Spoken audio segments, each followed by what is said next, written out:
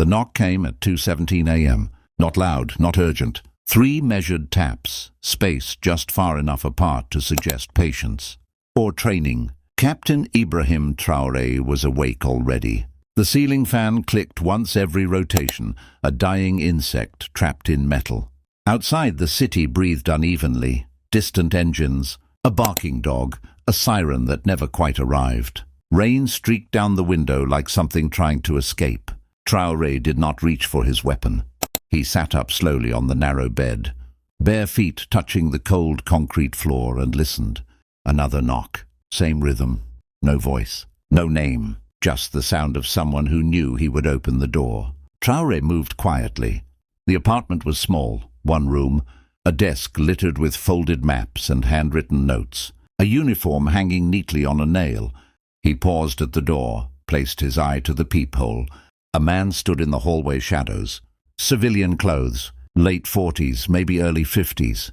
Calm posture, hands visible. No phone, no weapon. But his eyes were not those of a neighbor who'd lost his keys. Trrowé opened the door halfway. "Yes?" The man spoke softly, almost respectfully. "Captain Trrowé, I apologize for the hour." "You should," Trrowé replied. "You have 30 seconds.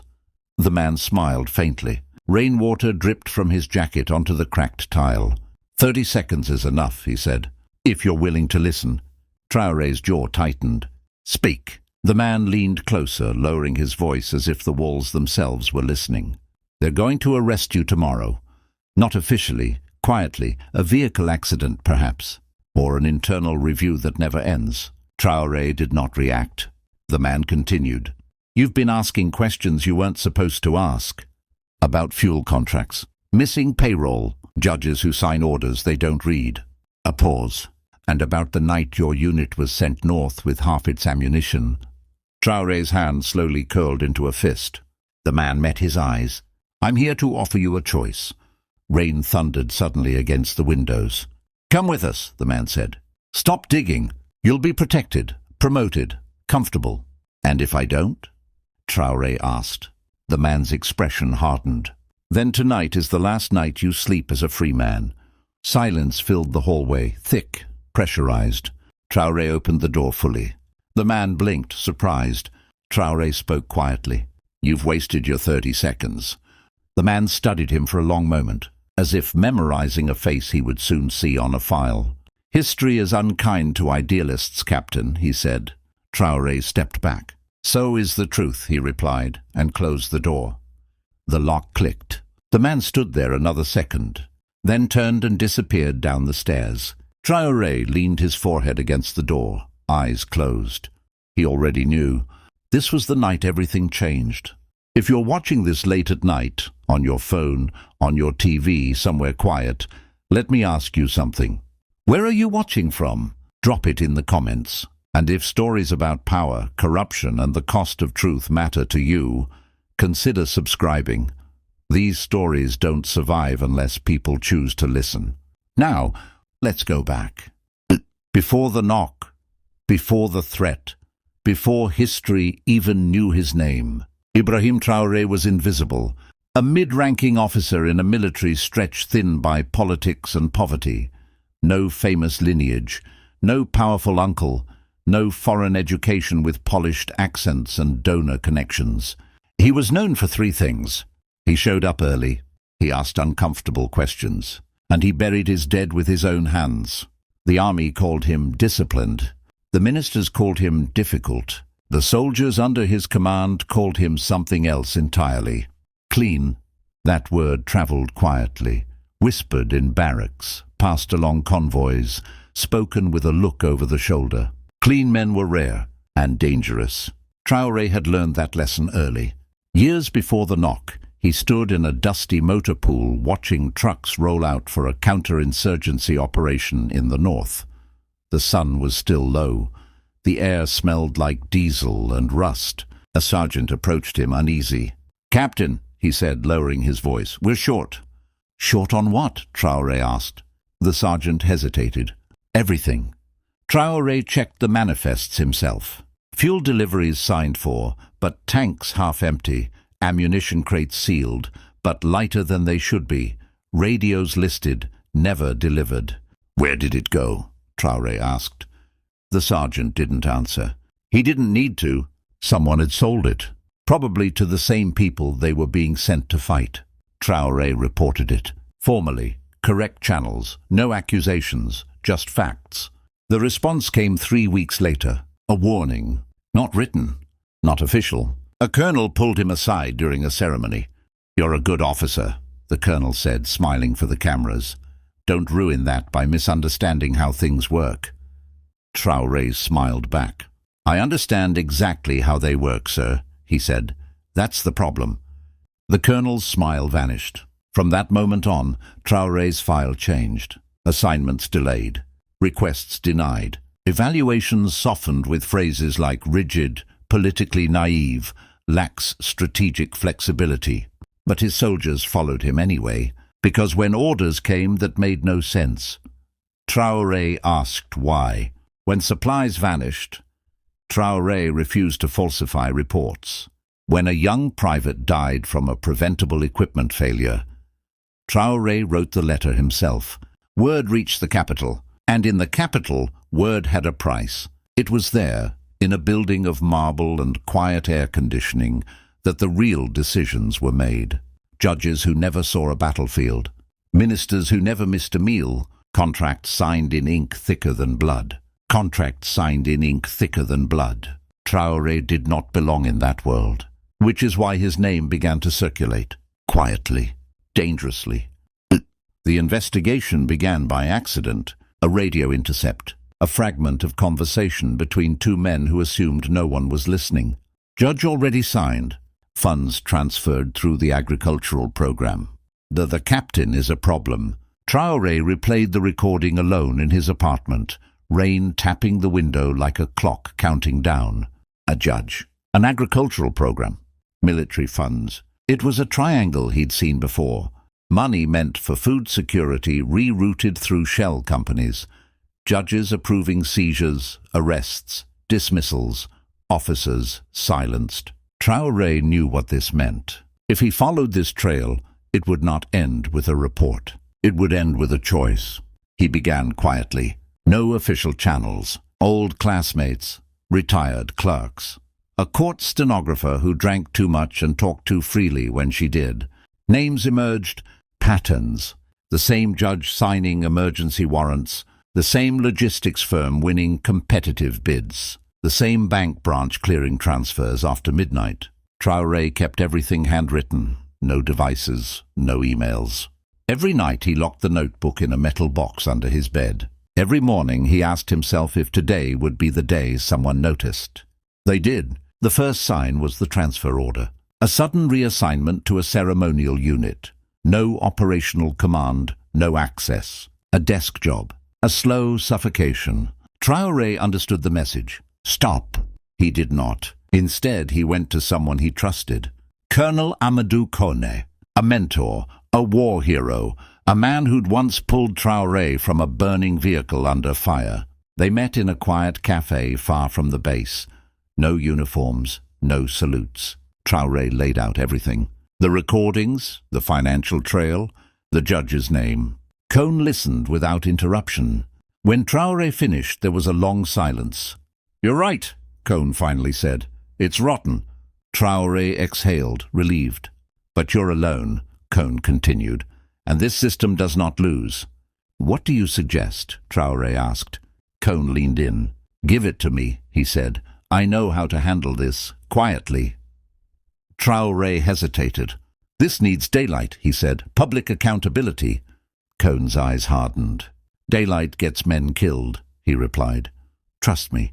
Against his instincts, Trrowé handed over copies. That night he slept poorly. The next morning the radio intercepts were gone. The stenographer stopped answering calls. The bank clerk resigned. And Colonel Kone was promoted. Trrowé sat at his desk staring at the wall, the weight of betrayal settling like dust in his lungs. He had not just been ignored. He had been neutralized by the man he trusted most. That was when the knock came. The visitor did not lie. The arrest order was already drafted, unsigned, waiting. Trrowé had hours. Trrowé had hours. He did the one thing they did not expect. He went public, not with weapons, not with threats, with documents. At dawn, a community radio station, small, underfunded, barely tolerated, interrupted its usual programming. A calm voice came on air. "This is Captain Ibrahim Trrowé of the National Armed Forces," it said. "I am speaking in my personal capacity." Phones lit up across the city. Trrowé read slowly, clearly, contracts, amounts, names. He played the audio recordings. He named the judge. He named the colonel. He did not accuse. He presented evidence. Outside the station, police vehicles arrived. Inside, technicians whispered prayers. Trrowé finished with one sentence. "I will submit myself to any lawful investigation," he said, "but I will not be silent." The broadcast cut, but it was too late. The truth was already loose. Social media ignited. International journalists began calling. The arrest order was withdrawn, rewritten, delayed. The system hesitated. And in that hesitation, something rare happened. People paid attention. Soldiers, civilians, judges who still remembered why they'd taken the oath. Trrowé was detained, but not disappeared. Questioned, but not broken. The colonel resigned for health reasons. The judge took a leave of absence. No one called it justice, but everyone knew what it was. A crack. Trrowé stood alone in a holding room one night, hands resting on the table, listening to the hum of fluorescent lights. A young guard approached quietly. "Captain," he said, not meeting his eyes, "my brother was in that unit, the one without ammunition." Trrowé nodded. "He didn't come back," the guard continued. "Thank you."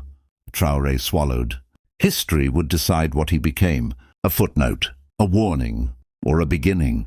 But that night, as rain began again outside the concrete walls, one thing was certain. One man had stood up, and the system had blinked. If this story moved you, if it made you uncomfortable, that's the point. Share it. Talk about it.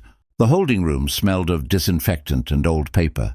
Trrowé sat alone for hours after that brief exchange with the guard. No interrogators, no lawyers, just waiting. That, he knew, was deliberate. Silence was a weapon here. Let the mind spiral. Let doubt do what bullets could not. He closed his eyes and slowed his breathing the way he'd been taught years ago, long before corruption had faces and names, back when the enemy was visible, back when loyalty still meant something simple. Somewhere above him, a door opened. Footsteps echoed, unhurried, confident. Colonel Amadou Cone entered without asking permission. He looked immaculate. Pressed civilian suit, clean shoes, the faintest hint of cologne, something expensive and foreign. For a moment, neither man spoke. Then Cone smiled. "You always did like dramatic exits," he said. Trrowé opened his eyes. "I didn't expect you to come yourself," he replied. Cone pulled out a chair and sat across from him, folding his hands. "I owed you that," he said, "after everything." "Did you?" Trrowé asked. Cone sighed as if tired. "You forced my hand, Ibrahim. You don't understand the pressure we're under, the international partners, the loans, the expectations." "By selling our own soldiers?" Trrowé asked quietly. Cone's smile faded. "This country survives on compromise," he said. "Ideals don't feed people." "Neither does theft," Trrowé replied. A flicker of irritation crossed Cone's face. "You could have been part of it," he said. "You still could be. This isn't over." Trrowé leaned forward. "I gave you evidence because I believed you still remembered who you were," he said. "That was my mistake." Cone stood. "No," he said coldly. "Your mistake was believing truth alone has power." He turned to leave, then paused. "You should prepare yourself," he added. "They won't let you walk away from this. Not completely." The door closed. Trrowé stared at the spot where Cone had stood, feeling something settle inside him. Not despair, but clarity. This was bigger than exposure. It was about control.